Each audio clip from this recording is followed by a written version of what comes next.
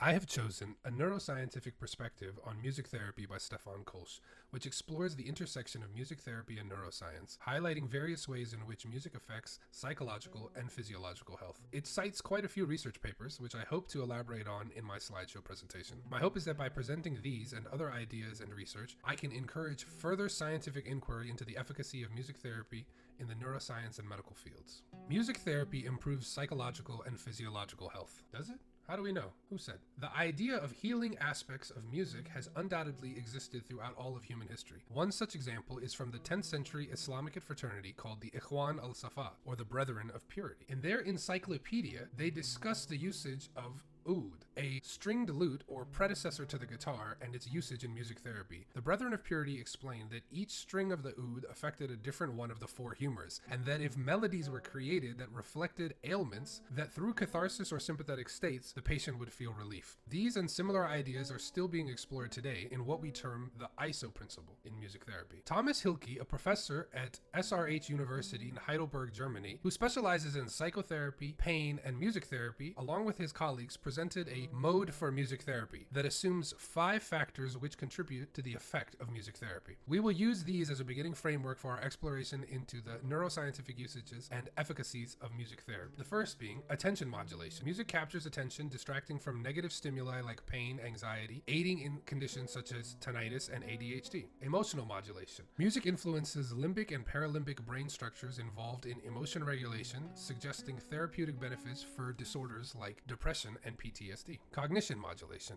Music aids in memory and cognitive processes, potentially benefiting Alzheimer's patients and those dealing with learning disorders. Behavior modulation. Music therapy can induce and condition behaviors, overlapping with cognitive processes and motor skills, beneficial for movement-related disorders. Communication modulation. Music enhances nonverbal communication skills and interpersonal competencies useful in treating communication disorders like autism.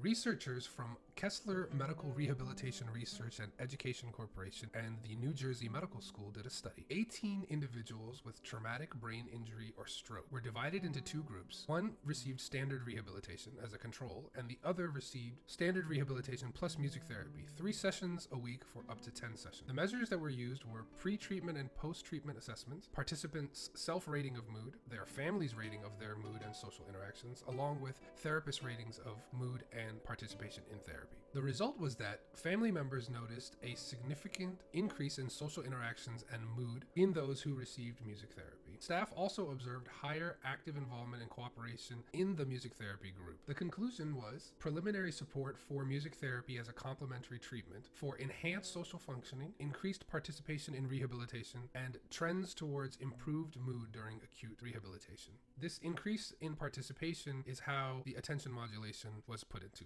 effect, we can see. Researchers from the Montreal Neurological Institute and McGill University did a study. They hope to examine cerebral blood flow, or CBF, changes related to emotional responses to music. There were 10 participants, and the method of study was positron emission tomography, or PET scans. They had the individuals listen to 6 versions of a novel musical passage with varying degrees of dissonance. PET scans were used to measure the reaction of music dissonance. As music dissonance was increased, a marked change was noticed. Music may recruit mechanisms associated with emotional states. Here we can see the PET scan. They observed reciprocal cerebral flow in distinct regions, and CBF changes correlated with perceived pleasantness or unpleasantness of music. Positive correlations with increasing dissonance demonstrated cerebral blood flow in the parahippocampal gyrus, marked in A, and the precuneus, marked in C. Negative correlations with increasing dissonance, equivalent to positive correlations with increasing consonance, demonstrated in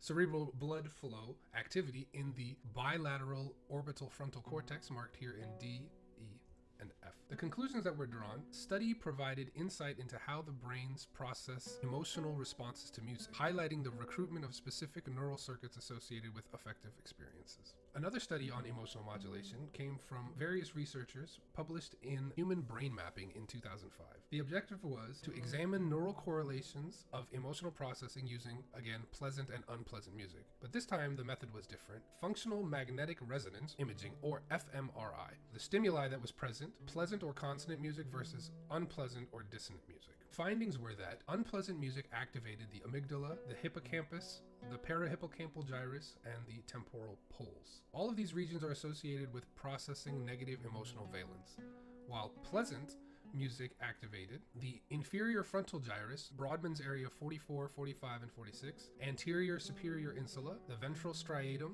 the Herschel gyrus, and the Rolandic operculum. Research published in the periodical Neurologica in Barcelona, Spain on February 17, 2016, examined music therapy as a part of active aging programs for the elderly. They recognized physical, cognitive, and psychological benefits in dementia. The objectives were simple: determine clinical improvements in Alzheimer's patients after music therapy. Participants: there were 42 patients with mild to moderate Alzheimer's who did 6 weeks duration of music therapy. The assessment tools were mini mental state examinations, MMSE, neuropsychiatric inventory, NPI, hospital anxiety and depression scale, HAD or HAD, and the Barthol index. The results were improvements in mild and moderate Alzheimer's disease. Here we can see memory, orientation, depression, and anxiety improved. And in the mild, we can see improvements in anxiety, delirium, hallucinations, agitations, irritability, language. So there was definitely a noticeable cognitive improvement. I'd like to point out this part specifically here, where you can see delusions. And then if you compare it to the end of the study, it's a pretty marked difference. And also that's in the moderate dementia patients. If we look at the mild section here, we can see our original baseline of depression is very high, and by the end almost all of them have decreased significantly. The conclusions they drew was that music therapy enhances cognitive, psychological, and behavioral aspects in Alzheimer's patients. Combining music therapy with dance therapy could further improve motor and function skills. I think it would be interesting to look at the significance of how the music may affect the dopaminergic responses in the brain, and this could be quantified with blood tests or PET scans. If they redid this test and they combine those together with these psychological evaluations, I think that could be very useful. Researchers at Otto van Guericke University in Germany did a study. Their study extended previous research on music-supported therapy and its effects on motor recovery and neural reorganization. Basically, how can music help people move their bodies through behavior modulation? Participants: 2 study groups, 32 people who were stroke patients with moderate motor impairments and no musical experience, and a control group of 30 patients receiving just standard rehabilitation. The methods that were utilized: during a duration of 3 weeks, 15 sessions of music-supported therapy involving instruments like the MIDI piano and electric drum pads, which emitted piano tones. And the assessments that were used: extensive tests for battery for motor functions, electrophysiological measures using EEG, and comparing event-related desynchronization and synchronization and coherences. So that's what you can see here in the chart, is the difference over time between the two compared to the control. The results were motor skill improvements, significant gain in fine and gross motor skills, speed, precision, and smoothness in the music therapy group. Neurophysiological changes: pronounced event-related desynchronization before movement onset, increased coherence indicating better cortical connectivity and motor cortex activity in the music therapy group. The conclusion that was drawn here was that music-supported therapy significantly enhanced motor functions post-stroke. Accompanied by electrophysiological changes, this suggested improved neural reorganization, which is pretty fascinating to see how music can actually modify our physical behavior. For communication modulation, I want to cite 2 different studies. The first study is from various researchers published by the Springer Science and Business Media publication in New York, 2015. Their objective was to investigate neurophysiological basis of active music therapy, AMT, and its effects on the normal brain. We should make a distinction here. Active music therapy is where the patient is involved in the music, making the music, as opposed to just listening to music. Participants in this study: 12 right-handed healthy non-music volunteers. Methods used: 2 sessions of improvisation using rhythmic and melodic instruments. fMRI scans were done while the person was subject to listening to syntonic or harmonious and asyntonic or deharmonious productions from the music therapy sessions. Findings: listening to syntonic or harmonious excerpts activated precuneus, which works with functions like notions of self, episodic memory, and visuospatial or directing attention in space. And the superior temporal sulculus, key sections in understanding language as well as recognizing faces and voices. The middle temporal gyrus, helping us recognize faces and audio-visual emotional recognition, as well as accessing the meanings of specific words while reading. And the middle frontal gyrus, which plays a key role in the development of literacy and numeracy. So these activations are also kind of broadly linked to memory and autobiographical processes and personal and interpersonal significant experience. The conclusion drawn was that results supported the psychological basis of active music therapy, where the participant is involved in the music themselves. Yet further studies need to be done to confirm findings and explore the effects of active music therapy in a clinical setting. But this is a great start. The second study I want to talk about is a study that was done on the impact of music therapy on children with autism. Researchers from the Gazi University medical facility in Ankara, Turkey, did a study. Their objective was to investigate the efficacy and neurohormonal responses to music therapy in children with autism. The methods that were used: 10 participants, children and adolescents with autism, did therapy for 5 hours of music therapy sessions per month. The assessments that were done varied: autism severity as measured by the Childhood Autism Rating Scale, or CARS, verbal and social communication, behavior, and then neurohormonal responses such as cortisol, adrenaline, noradrenaline, etc. The results were: behavioral improvements were noted, decreased hyperkinetic activity, reduced stereotypical repetitive behaviors, increased mutual social interaction, and enhanced verbal communication. According to the result parameters of the test, quote unquote, no significant changes in cortisol, ACTH, adrenaline, and noradrenaline levels were noted. But if you look at the findings here, you'll see that there is some variable difference, that it might not have been enough for them to cite it in the test, but I think that this shows that blood testing in conjunction with these other methods could actually help us gather really useful information and data. Conclusion: overall, music therapy is an effective treatment for improving social interaction and communication in children with autism. Best results are achieved when combining with special education support and individual psychotherapy. Perception modulation. Music training affects basic perceptual processes. So we were just talking about active music therapy, meaning when you actually involve yourself in it. So the act of learning the music and playing the music has its own benefits to cognition as well. I'd like to cite a study here. Researchers at various departments at Northwestern University did a study, the objective of which was to examine brainstem encoding of linguistic pitch in musicians versus non-musicians. The method that was used was frequency following response, or FFR, using EEG technology. The stimulus was 250 milliseconds pure tone of 100 hertz dipping to 90 hertz and then returning back to 100 hertz. The results were: musicians exhibit more robust and faithful brainstem encoding of pitch compared to non-musicians. Musicians also increased neural activity and precise responses to pitch training. This tells us that musical training significantly improves subcortical auditory processing. Non-musicians, however, were weaker and slower in response to the pitch changes. The musicians' brainstem activity accurately followed pitch changes, while non-musicians actively alternated and lagged. This enhancement supports better language learning abilities in musicians, indicating a reciprocity between speech and music process. So the neurophysiological implications of this: music training enhances auditory processing at the subcortical level of the inferior colculus before reaching the cortex. Auditory processing. Training leads to the development of thicker brainstem nuclei and more dendritic spines, enhancing auditory processing abilities. The conclusion being that musical training significantly improves these subcortical processes, and that this could potentially be used to enhance and support better language learning abilities in musicians and then potentially non-musicians as well. Here you can see the difference here. This is the musicians.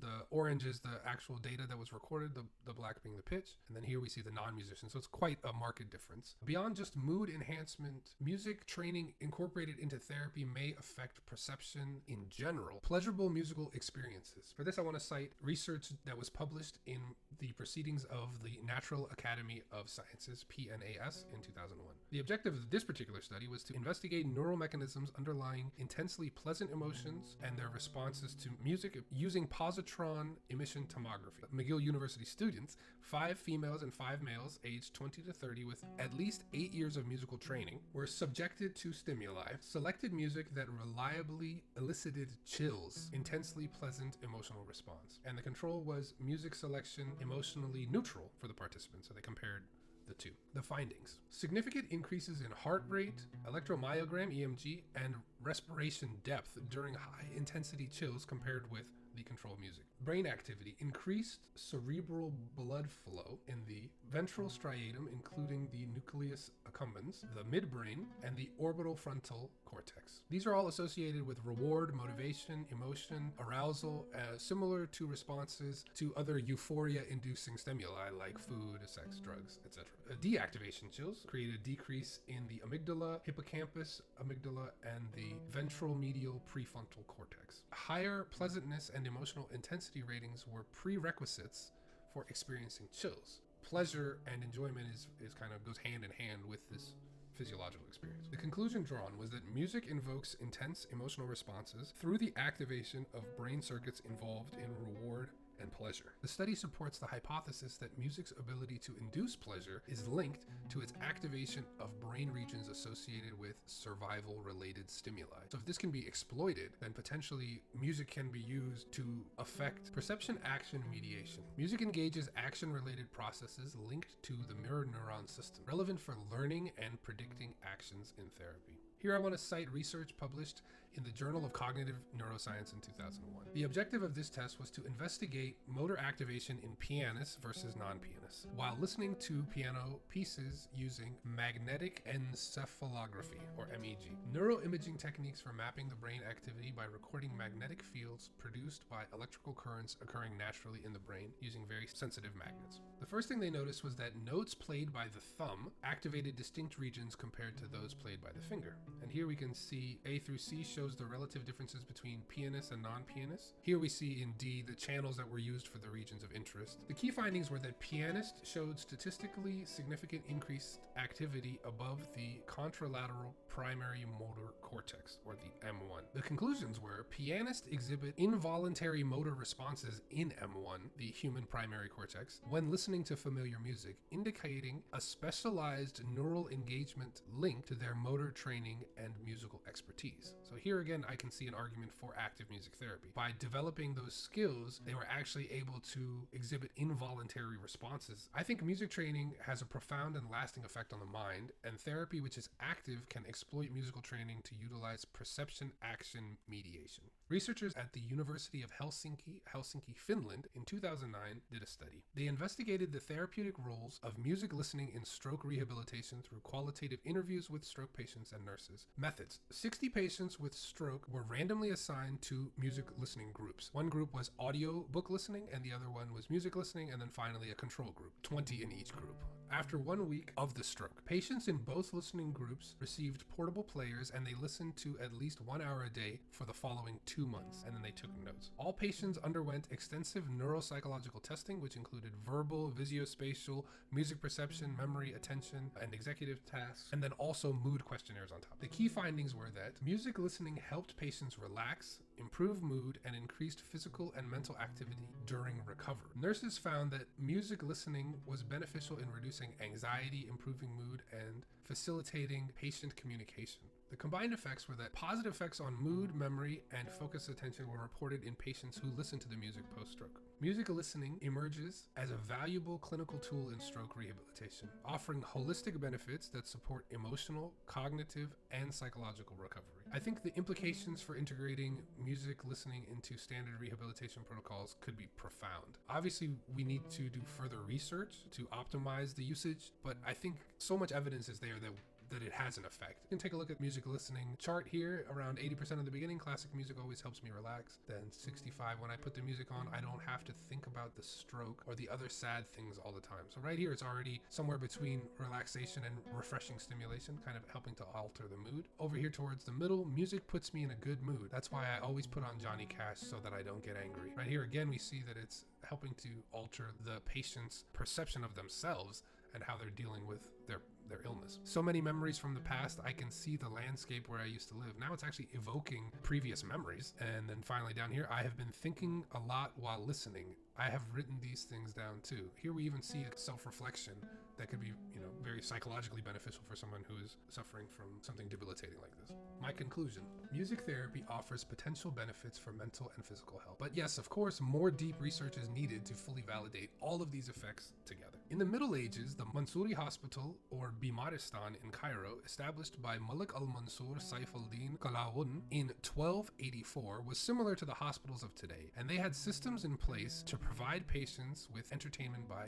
light music. The Sufis believed that mental and nervous disorders were aided by music. The great Arab scientists and physicians Al-Razi, Al-Farabi, and Avicenna or Ibn Sina established scientific principles related to music therapy, especially in psychological disorders. According to Al-Farabi, the effects of the maqamat, or the scale moods of Arabic music, on the soul differ according to the type of maqamat, or scale structure. Then the great Islamic thinker and philosopher Ibn Sina applied Al-Farabi's musical works in his treatment of mentally ill patients. The work of these two scientists became the basis for the development of music therapy later. Many Arab Bimaristans witnessed this method of treatment. With our modern technologies, it's possible for us to do further analysis and gather empirical data to support or discredit the notions of our ancestors. A fully integrated approach that utilizes not just one, but all of these methods will give us better insights. One thing is for certain. Music plays a significant role in human existence across cultures and has been used for many purposes, including healing, entertainment, and spirituality.